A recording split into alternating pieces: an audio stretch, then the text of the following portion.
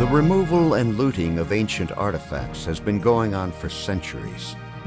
Victorious armies took what they wanted from the defeated and brought it back with them to demonstrate their success.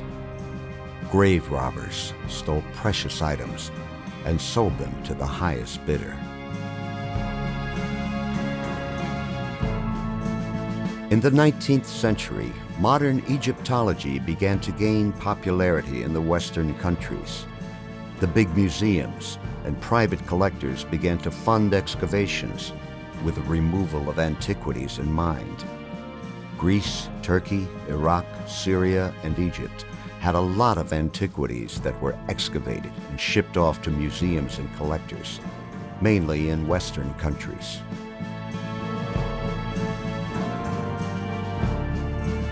Many of the objects that were shipped off to the West were considered legally acquired at the time. Some were less legal and are shrouded in a legal and ethical fog, and are at the center of debates for repatriation.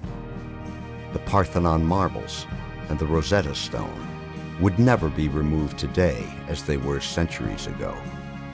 International treaties and laws make this activity highly illegal. That does not mean looting has stopped. It is ongoing every day, fueled by armed conflicts and illicit activities, such as terrorism, drug smuggling, and kidnapping.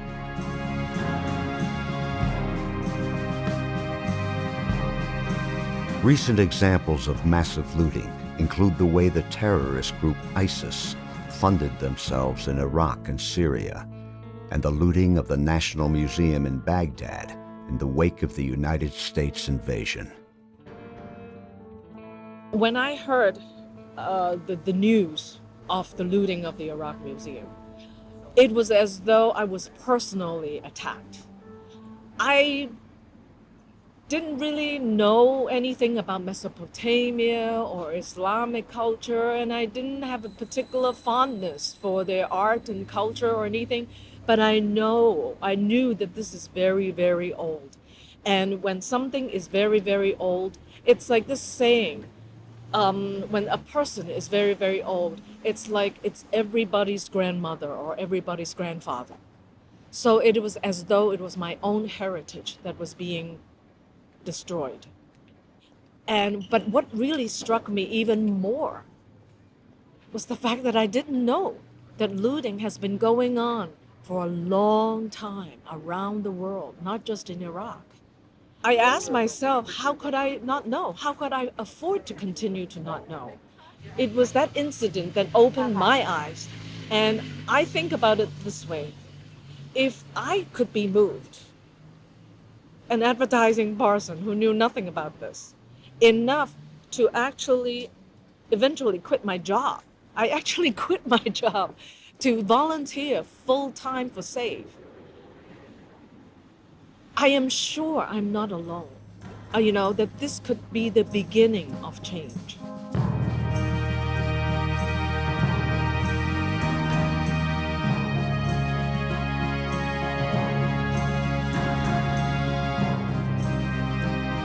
Now, I'm personally not that interested in specific objects. I'm more interested in the context of those objects. So if you destroy the context, then the object often is meaningless to me, really, because this is just a piece. We don't even know how it's interpreted from an artistic standpoint. Never mind how the way in which that object was encapsulated. Was it found in a house, in an ancient house? Was it found in a temple or something like that?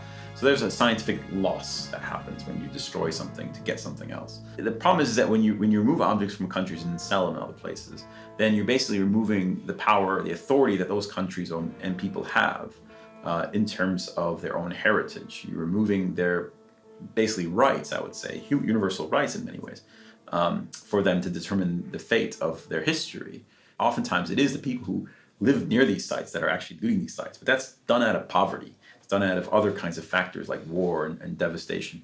So it's not really fair to judge it just simply, well, they're looting it, so therefore they're the ones who are actually, creating this mess. But that's not true. I mean, if the situation was different, they would not probably be looting. I think someone who's looting the site is often more than happy to be working at an archaeological site as, say, as a tour guide or something like that, where they can make a much more sustainable salary as a tour guide than just looting an object and selling it for $5 or something. In a sense that there, you also lose economic value by looting, because long-term economic value, think of all the tourists that come to potential archaeological sites. That's much more sustainable kinds of income source than selling an object one-off and you'll never see it again. The Arab Spring was a revolutionary wave of demonstrations, protests, and riots in North Africa and the Middle East. The effects spread to Libya, Egypt, Yemen, Syria, and Bahrain. The stability of the region was severely impacted, resulting in lawlessness and rampant looting of archaeological sites and museums.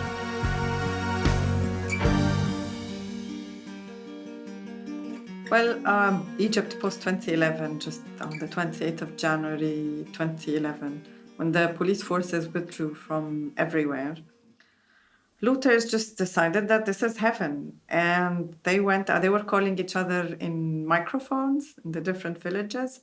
Come on, the police are not here. Let's go out together and loot. I will take this side. This family will take this side.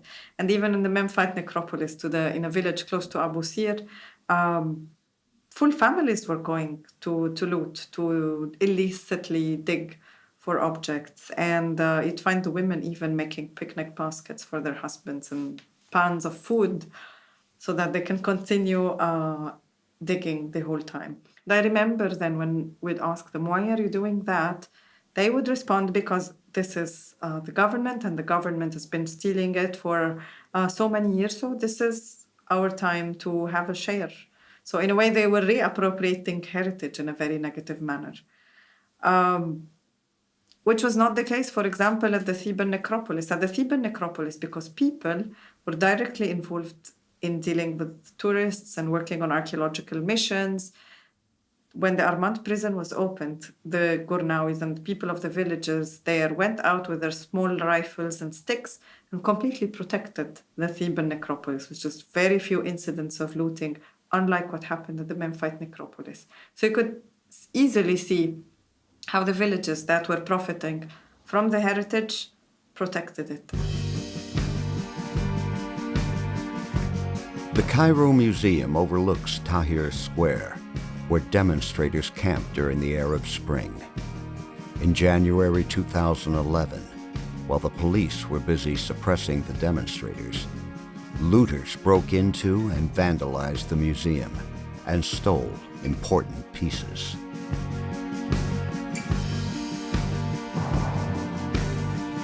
When the revolution was at its peak on the 28th of January 2011, regular Egyptians and citizens and even Egyptologists and researchers, as soon as they realized that the museum was being looted, actually the stealing of the objects was done with an inside job from some of the security personnel that were inside of the museum. It was not an attack on the museum. And when this happened, immediately Egyptians formed a human chain to protect the Cairo Museum. And you'd find people from all walks of life, workmen, engineers, doctors, academics, youth, women, men, from all walks of life, just there to protect and preserve the museum. That was a symbol also of Tahrir Square.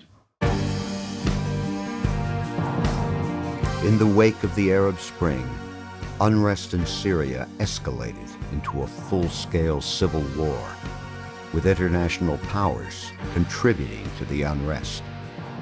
The Syrian economy suffered greatly from the instability, and looting became rampant. Syria has something like 5 World Heritage Sites, UNESCO designated World Heritage Sites, and by 2014, I would say that every single one of those sites has been damaged in some way or another, some very catastrophically, like the old city in Aleppo. Palmyra, obviously, later on when it was taken over by ISIS, suffered significant damage.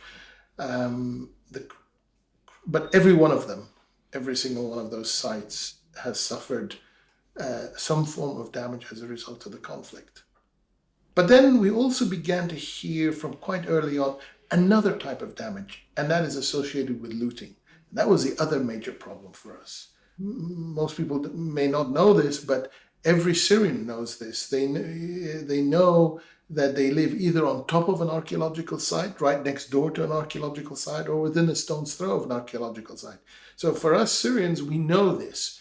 And so it's not difficult. They don't have to go and find an archaeological site. It's usually right in front of them. They're aware of it. They're familiar with it. And so when they have no other means of providing for their families, they turn back to this time-honored tradition of going and digging in those sites to see if they find something they can sell. Now, we refer to this as subsistence looting. And this is probably one of the commonest forms of looting that was beginning to take place from as early as 2012. Of course, there's also the more standard type of looting, and that is the organized crime type of looting. This is where you have local mafias or local gangs who traditionally also practice looting, have looted sites before. The net result of these factors is that looting escalates to exponentially. It becomes an enormous problem. And one of the first sites that we see this and was made public was the site of Apamea. It's a Hellenistic and Islamic site, a very important one. And if you look at the satellite imagery from Google Earth taken in 2011, okay, you see the site looks normal like it did in 2010. And then you take a look at the same image taken in 2012, and it looks like Swiss cheese. And the same again was repeated in so many other sites, in Duropus, near Deir ez-Zor, in the east, in Mari, in many of the main tells. All of these began to be looted systematically. والتنظيم ياخذ نسبة 20%. هذا الأمر شجع الناس الفقراء اللي ما عم تلاقي فرص عمل. In the beginning, looting was done by outside professional looters. When the war was happening, making a living became difficult, and the locals started looting as well. In some parts of the country where ISIS was in control, they encouraged this. They realized that this was a financial resource. As long as money was flowing, it was good for ISIS, because they taxed the looting. Educated people knew that this was wrong and damaging, but could do little to stop it. The only thing to do was observe and pass information on to the international community, hoping they would apply pressure to end the conflict, to put an end to ISIS and the looting.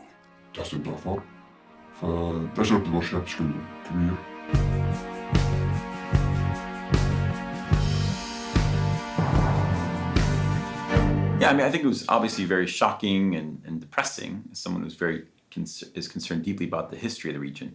I mean, I can't say I predicted this, but I can say that I wasn't too surprised that we would get to this point in the history of that region. I mean, I think after 2003, it was very clear to me the region was going to go in an entirely new direction as the rise of fundamentalists began to become more possible with the collapse of the regimes, the regime of Iraq, and then subsequently the weakening of Syria.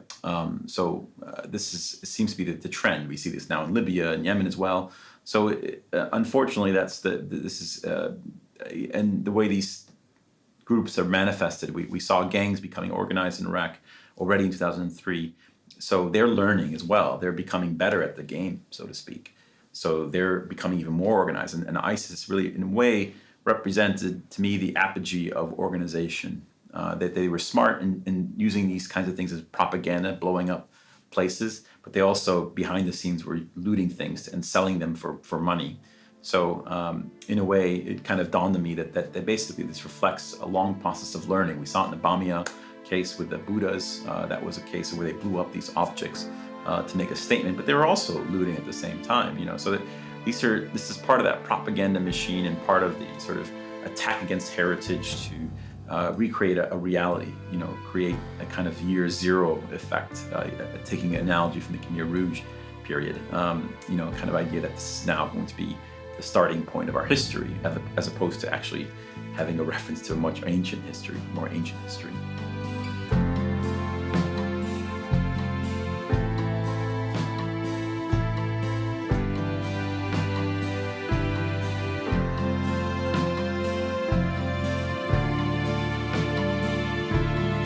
There are people who find this very utopic.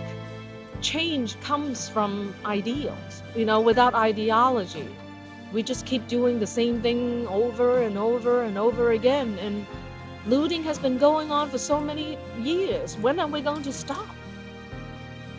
Especially when it's non-renewable.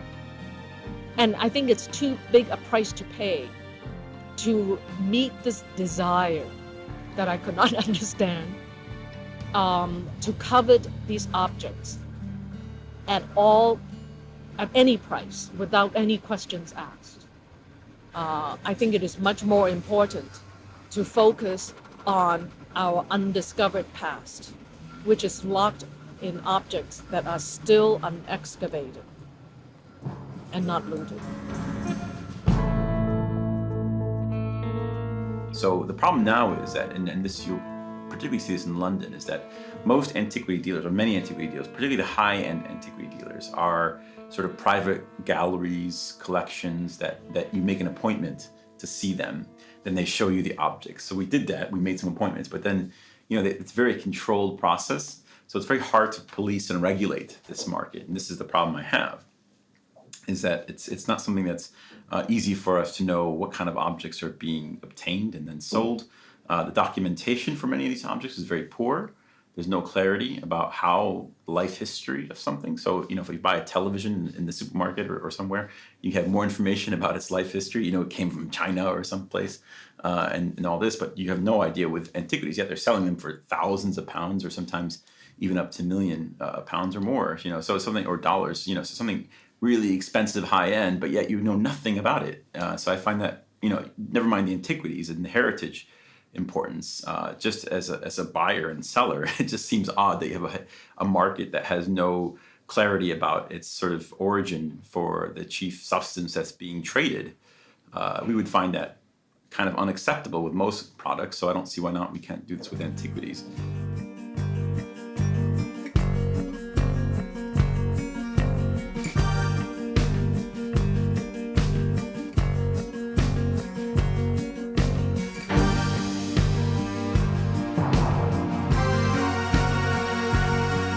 We have organized crime back the illicit trafficking on cultural property. It's not possible to deal with it without a criminal network.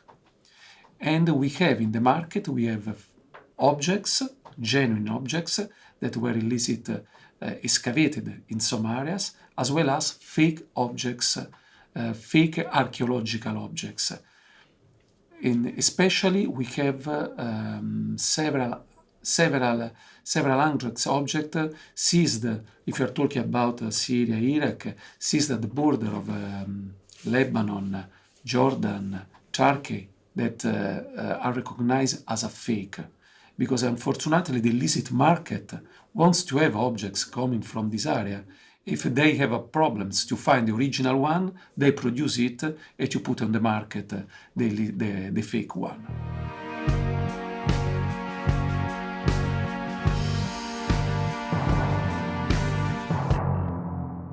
Many of the forgeries now actually use state-of-the-art technology. They have 3D scanners, they scan the object, then they go and 3D print it and then do a cast on it. So sometimes the replica is regular inspection, you would never find a difference. So what you really need to do is to have proper archaeometric sampling, because with the pigments and the types of wood and the types of stone and the markings, we can then differentiate between the fakes and the originals. Fake artifacts enter the market via fake certificates of origin. The same goes for looted and smuggled pieces. Sometimes they're kept in storage and enter the system when an opening presents itself. Once in, it is very difficult to track their origin because of the forged papers. Those artifacts pollute history because they are taken out of the context of their origin and given a made-up context instead. The forgeries are a real, huge problem, even if the forgeries are in the illicit market. because normally after sometimes these fake objects of art pop up in the illicit market. The real damage is not only because the forgeries are giving the possibility to organize crime to gain money. It's not only this is the problem, but also because they are polluting, especially in the medium and long period, the cultural heritage.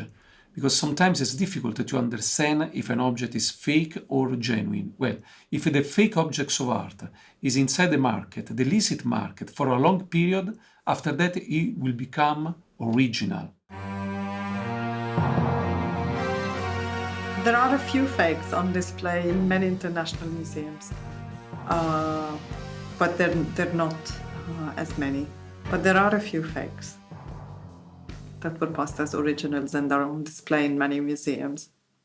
Would you care to mention some museums carrying fakes as? I would rather not, because there isn't the Cairo Museum, the British Museum, and the Torino Museum. No. But it's it's in the big museums. Yes. Yes. And they know about it. No. Okay. Because it takes years of proper work with objects to be able to find, to really see the fake from the real objects. And sometimes even the best Egyptologists would not know, and you always need to take a chemical sample from the object to find out. And also because when the early Europeans were taking treasures from Egypt, the Egyptians were also smart, so they would hide objects for the Europeans to find that were fake. So some people believe that they've actually excavated an object that was hidden by the workmen at the back. And also, not just that, even mummies. Sometimes when in the medieval period, the West was amazed by mummies and they were looking for mummies everywhere. Egyptians would find recent dead people and remummify them and sell them off as ancient mummies. So I believe this is an ongoing tradition in Egypt. It's part of the heritage now. Talking about the counterfeit objects of art in general, as I told you, it is a real huge phenomenon. We have to fight it as well as the looting or the illicit excavation. I would like to give you some example of objects that were seized by the police forces that were put on sale in the market as, of course, in the illicit market as original. It should be an old Syrian book sold for several €100,000, but it's fake. As well as this sculpture, this head of this sculpture, it appears to be original, but also this one is fake. Or this mosaic that we can see in this photo, also it is sold in the illicit market as original, but it's another case of a fake objects of art. Or this sculpture, this bronze little sculpture, is sold for €1,000, but it's fake. Well, the illicit market wants to have everything, and everything the criminals are ready to give to the buyers if they want to have something. But in different cases, these objects are fake.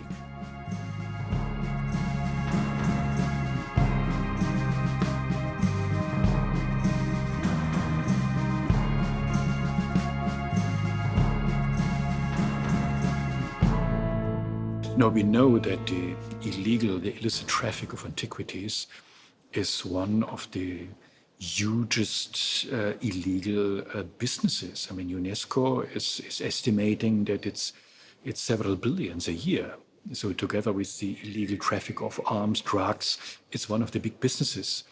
And of course, we know only the peak of the iceberg because we have no real, and also UNESCO has no real idea what is really the dimension. We only know because it's a worldwide problem. It's not only Near East because of Islamic State. This was, of course, an extreme situation. But we know that after the American occupation of Iraq in 2003, we know that every week trucks full of antiquities left the country. I mean, this is something which is for many, many years is already working. Egypt, there are families of grave looters Even the grandfathers of families there said, "Oh, my grandfather already started." This was somehow even it was a business. But the problem is, this is the 19th, early 20th century. But now it became really organized in an industrial way. And I think this is the lesson that we get from the pandemic looting that happened post-2011. Post-2011, museums were looted, magazines were looted, archaeological sites were illicitly dug. Even monasteries and Coptic churches sometimes were also looted. Mosques, minbars were stolen from mosques, lanterns were stolen from mosques. So it's not necessarily that it's a religious thing that the Egyptians felt so completely disconnected from ancient Egypt, or that it was pre-Jahiliyyah. It was mostly just greed and wanting to be equal to people had always had this idea that the previous government was stealing antiquities and was trading in antiquities on its own account. So it's time that we have our share. And I believe it's still also ongoing in Egypt, much, much less than 7 years ago, when there was the outbreak of the looting. Unfortunately, the looting has also spread to Syria, Iraq, sometimes also in Yemen. And I think also sometimes in Iraq particularly, I was told by Iraqi colleagues that the previous occupation of Iraq also had their share in dealing in the antiquities trade. So it is a problem, and it's a problem also of Western opportunism, because if there is a market, people will go and loot. And people need to see looting as the black diamonds. In Egypt, many of the gangs, the looting gangs, use children because children are small and agile and they can go down shafts to look for objects. Many of these children die because they're sanded over, because there is no proper protection for them. So just in Abu Sir al-Malik, a village south of Cairo, 25 children died in 1 year, post-2011, because they were used by the gangs to find objects. So people in the West need to see that when you buy a scarab or an Oshapti statue or a lantern or an icon or a minbar, you're actually buying an object that possibly a child has died for. So people need to see how unethical it is to actually buy these objects. And the less there is a market, the less looting will happen. Because the more people are buying off the market, even if they're buying fakes, the more the market is surviving.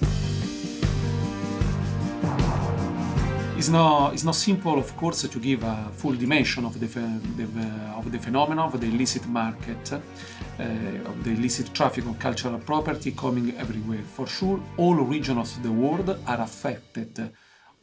In all regions of the world are sources, transit, and destination countries. This is really important to understand.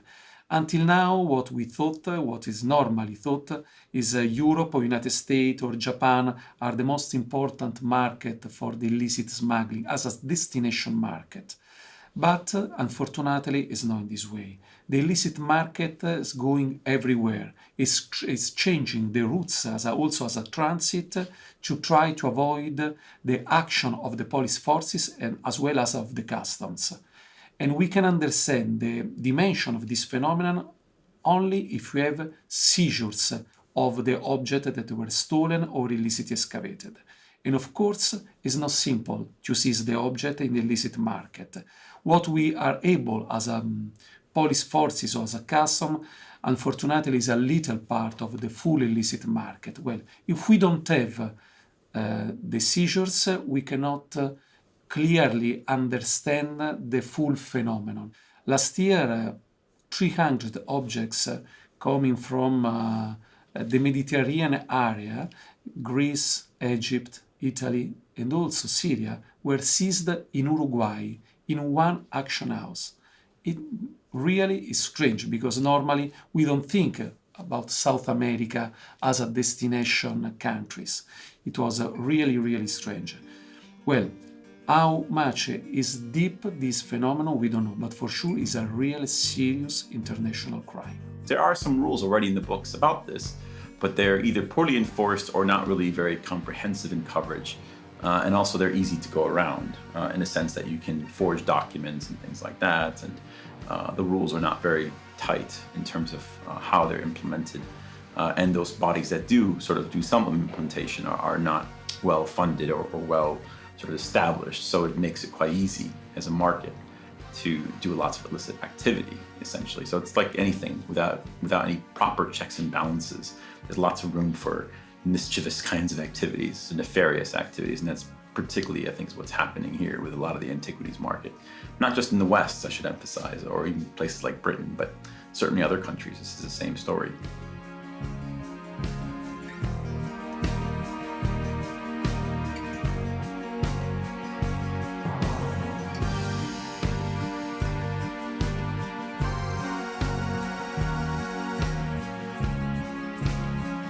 The real challenges for us, I think, began or really emerged when ISIS took over. That's when the real issues started. Because there you're dealing with a completely different set of dynamics. Now, first, I think it's very important to explain that the looting was not started by ISIS. ISIS emerged in Syria and came upon the scene at the end of 2013 and early 2014, and it found a pre-existing situation of the looting had already begun in 2012. So they didn't invent the looting. But what they did do is escalate it and intensify it and turned it into something that would happen and occur on literally an industrialized level. What they did was they looked at cultural heritage, they looked at archaeological sites and monuments, and they saw a resource.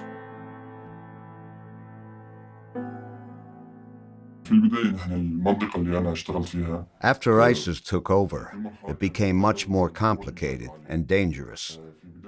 As cultural heritage became a valuable resource, ISIS became very interested in it.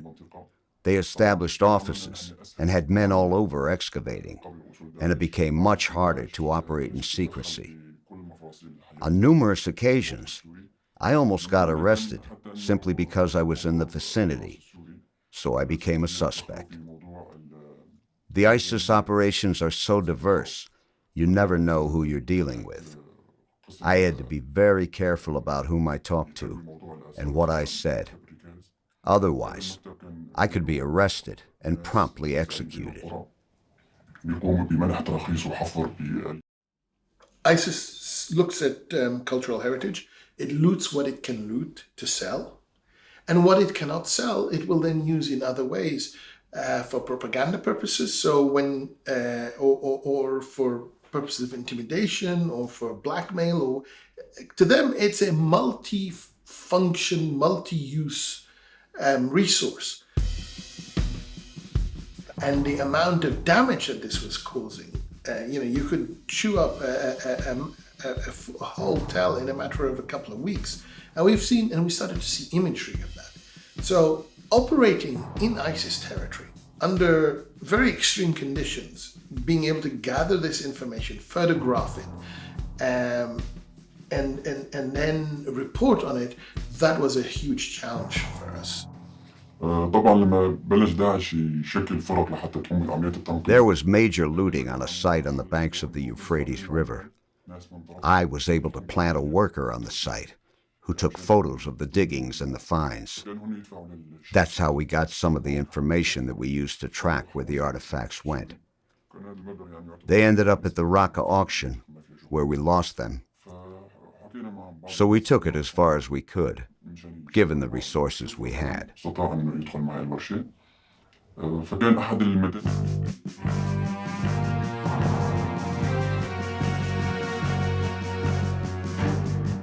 There are people who often know exactly what they want, and there are dealers who know what those people want. Because you have gangs, people who are organized, and when they receive objects, they know exactly what kind of object will be of interest to certain people or other dealers. And if you really want to see the illicit antiquities market, I would go to those border towns like Gaziantep and places like that. Places that were, if you think about it, they were sort of the market towns along the borders that would have thrived from the legal trade and also illicit prior to the war, but now have solely depended on this kind of illicit activity, smuggling people in this sort of in one end of things with this whole migrant issue that's going on in Europe, to things like smuggling antiquities. All these things are often connected. It's often the same people smuggling and moving similar kinds of things or various objects, including people, to different places. I mean, it's basically someone who knows how to send something somewhere. If you know how to send a person, you know how to send antiquities. Really, it's the same thing in many respects. It's just cargo. So I think that's what's going on, is that you have people who have developed these kinds of networks of trade, dependent heavily on this illicit kinds of trade of things, and antiquities being one of these things, because it funds things like conflict. And this is where it gets really nefarious, is that not just ISIS is the well-documented case, but also other groups have depended on these kinds of trade of antiquities to fund conflict. And so just like we have blood diamonds funding conflict in Africa back in the 90s and early 2000s, that was a big thing in the news. Now we've seen antiquities used in a very similar fashion as a way to fund conflict in groups. And we've also found out or learned very quickly that a lot of the looted material, and the looters know this, and the buyers and sellers and middlemen know this, a lot of the material that is being dealt with is material that is very ubiquitous. It's very common. So this is one of the reasons why gold coins and silver coins are so popular, because they're found all over the region. They're found, in fact, a Roman coin is probably the same Roman coin right across the Roman Empire.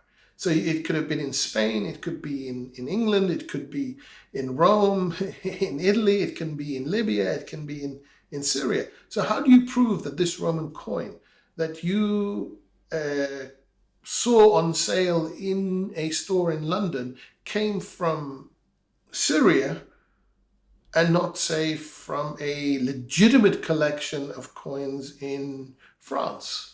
Until recently, there was nothing we could have done about it. It's very difficult to do this kind of discrimination until this new substance, this polymer called SmartWater. And it's basically a water-based solution, and it contains in it a nanotechnology-based product.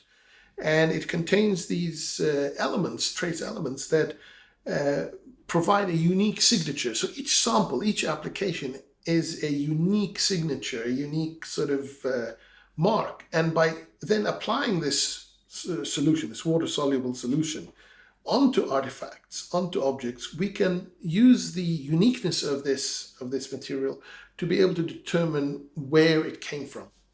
If this object then were to be stolen and then sold on the market somewhere, and it is discovered, all you have to do is, as you saw, shine a light on it, a UV light.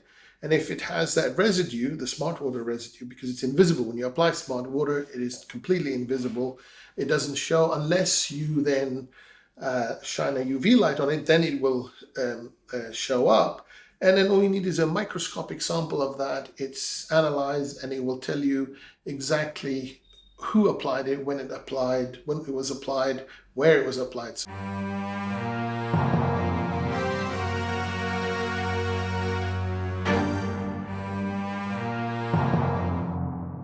I think it's a good and smart idea, in a sense that, not to be sort of playing with words, but in a sense that you can put something on an object and trace it. This has kind of been something a lot of us have been advocating, is trying to trace objects that come across the borders, so we can get a better sense of not only those objects and where they came from, but it can help us understand these networks of looting better, because from a policing standpoint, that's really the holy grail.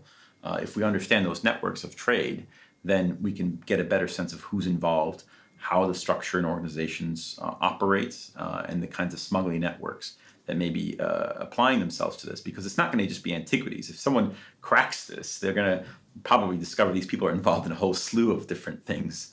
I seriously doubt they're only smuggling antiquities. I think they're smuggling lots of things.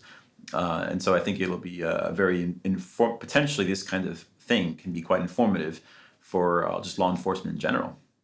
And this is a huge, very important new tool in our arsenal to combat looting. And I think it will have a huge impact more on the demand side than on the supply side, because if buyers are no longer confident of the origin of their pieces, they may not want to buy objects unless they're sure. People only loot if it's profitable.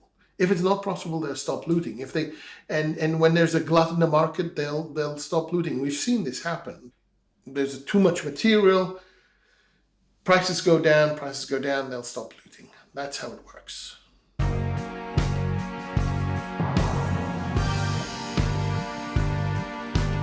The illicit traffic of cultural property is, as I told you before, is international crime, is a serious crime. And organized crime normally is not involved with only one field. If they understood that it's possible to gain money, and also without a huge penalties, they do it. Normally also these organized crime are not involved with only one field, and this is the case of the illicit traffic of cultural property. They can be moved from one country to another countries using the same illicit channel used to move drugs or other illicit good.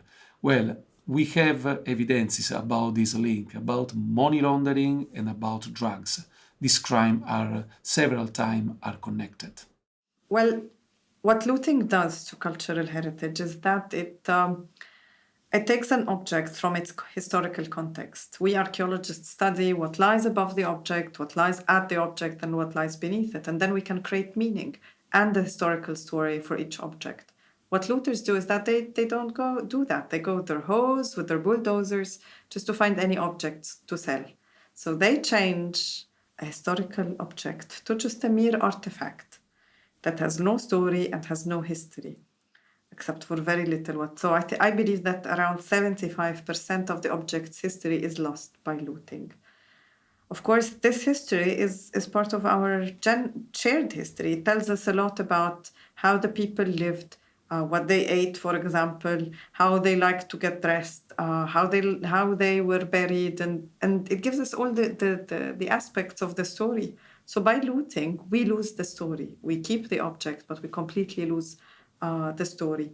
And if you ever, some people say, yes, but you've seen what ISIS does. They completely break the objects. I just tell them, come see how a looted site looks like. It looks exactly like what ISIS does to archaeological sites. Completely destroyed, bulldozed over. All the archaeological context is lost forever.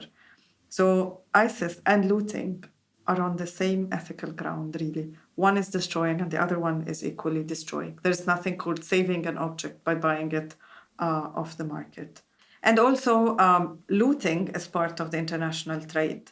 In Egypt particularly, it goes usually when they arrest gangs, they arrest them selling drugs and arms. And also from a colleague of mine who works in Libya, he told me that ISIS in Libya sells antiquities to the Italian mafia, and the Italian mafia in return gives them Kalashnikovs. So looting and antiquities are used as a commodity in the terrorist game, particularly in the Middle East. So again, people wanting to buy an object, saying, I'm saving an object. They don't know that by saving an object, they're funding a terrorist.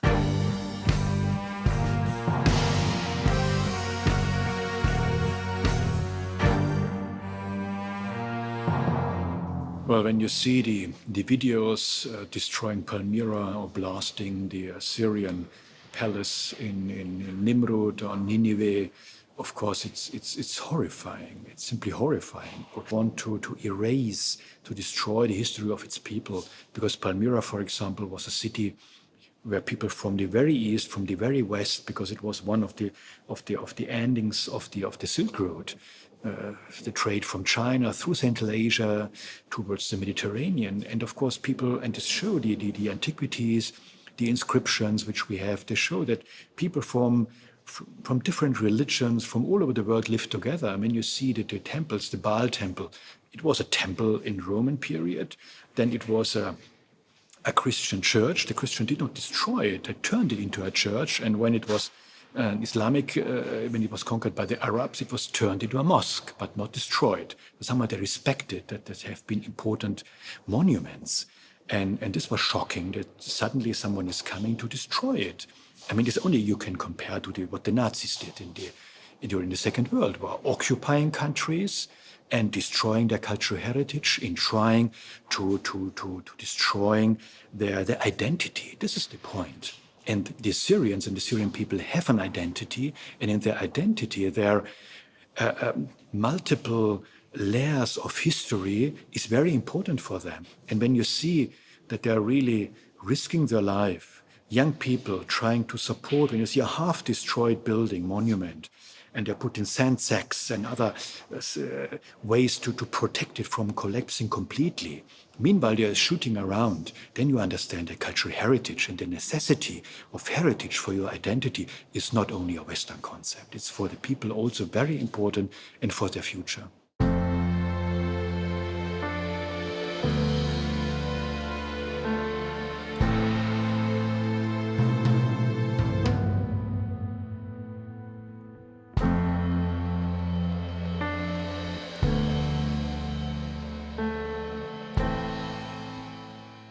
I think in terms of better or worse, the history of the past will be wrapped with the history of the present and the future in many ways. In the sense that what happens to the heritage is going to be very much related to what happens to places like the Middle East in the future. So politically, particularly. So are we going to see new countries formed out of what's going on in places like Syria? Are we going to see, the rise of non-state actors becoming a permanent thing in various parts of the world, the Philippines, North Africa, other kind of regions as well?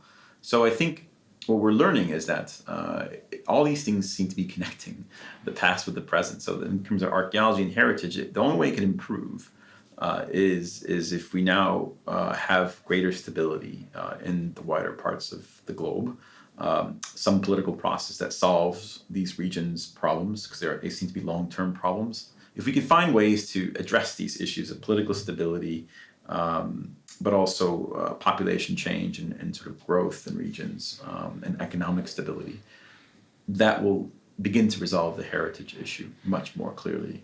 Heritage actually has a huge benefit for countries' economics potential. So the more we wrap those together in a sustainable way, that's also a positive thing. If you create positives for people, they're more likely to take care of it. People can't go on fighting forever. So what happens next is going to be the incentive for everybody, is how do we create a stable future that has also economic potential. And so that's where heritage then has a positive role to play.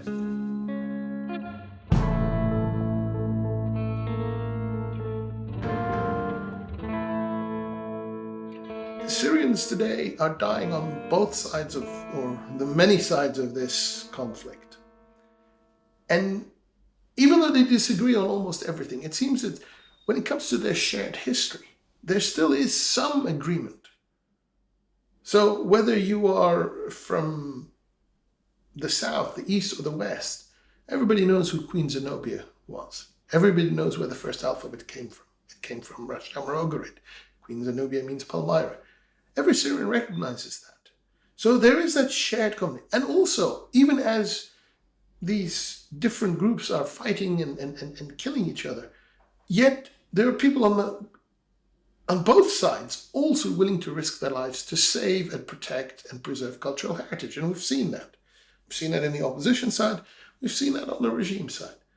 So it seems that cultural heritage is still there's still a shared sense of identity around that. And for me, if I think of post-conflict, and the need for a new identity that the Syrians can sort of come around, then I need my cultural heritage. So saving Syria's cultural heritage is not just about saving the past, it's about saving its future too.